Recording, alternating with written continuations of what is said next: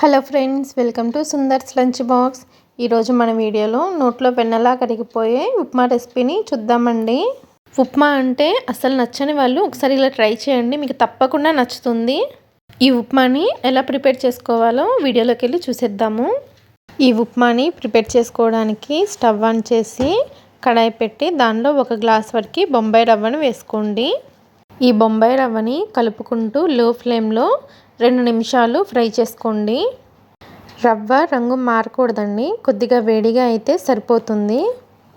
రవ్వని ఫ్రై చేసుకున్న తర్వాత ఒక ప్లేట్లోకి తీసుకొని రెడీగా పక్కన పెట్టుకోండి. తర్వాత అదే కడాయిని స్టవ్ మీద పెట్టి దానిలో 2 టేబుల్ స్పూన్ల వరకు ఆయిల్ని వేసి ఆయిల్ని వేడి చేయండి. తర్వాత గుప్పెడు పల్లీలని నూనెలో వేసుకొని లో ఫ్లేమ్లో ఒక 2 నిమిషాలు ఫ్రై చేసుకోండి. పల్లీలు సగం వేగిన తర్వాత దీనిలోకి ఒక గుప్పెడు వరకు జీడిపప్పును వేసుకొని 1 నిమిషం ఫ్రై చేసుకోండి. జీడిపప్పును కూడా ఫ్రై చేసుకున్న తర్వాత 1 టీ స్పూన్ ఆవాలు, 1 టీ స్పూన్ మినపగుళ్ళు, 1 టీ స్పూన్ పచ్చిశనగపప్పు వేసుకొని లో ఫ్లేమ్లో కలుపుకుంటూ లైట్గా రంగు మారే వరకు ఫ్రై చేసుకోండి.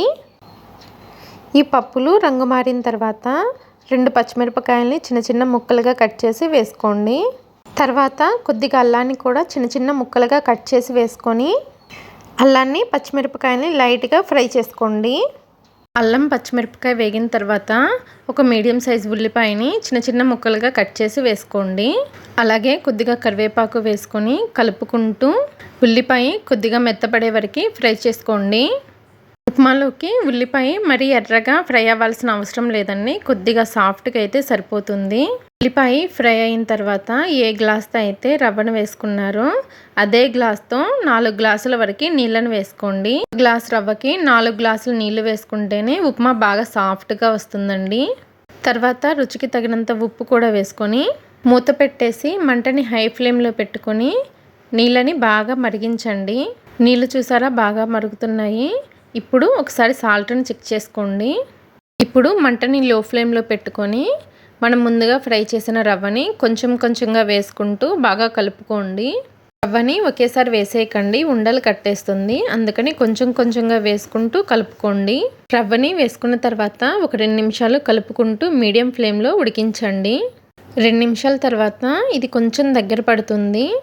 ఇప్పుడు మంటని లో ఫ్లేమ్లో పెట్టుకొని మూత పెట్టి మరో 3-4 నిమిషాలు లో ఫ్లేమ్లోనే ఈ ఉప్మాని బాగా ఉడికించండి. 3-4 నిమిషాల తర్వాత ఉప్మా పైన మూత తీసేసి ఒకసారి బాగా కలుపుకోండి. ఇప్పుడు మంటని హై ఫ్లేమ్లో పెట్టి ఇంకొక నిమిషం వరకు కలుపుకుంటూ ఉప్మాని ఉడికించండి.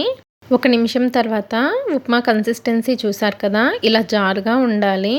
ఉప్మా చల్లారే కొద్దిగా గట్టిపడుతుంది, అందుకని ఇలా జారుగా ఉన్నప్పుడే స్టవ్ ఆఫ్ చేసేసి మూత పెట్టేసి ఒక 2 నిమిషాలు అలా వదిలేసేసి 2 నిమిషాల తర్వాత ఈ ఉప్మాని సర్వ్ చేసుకోండి.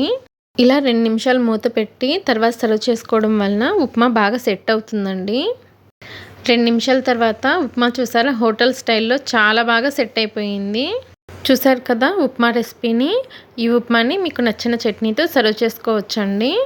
ఈ రెసిపీ కనుక మీకు నచ్చినట్లయితే సుందర్స్ లంచ్ బాక్స్ ఛానల్ని లైక్ చేసి షేర్ చేసి సబ్స్క్రైబ్ చేసుకోండి. Thanks for watching.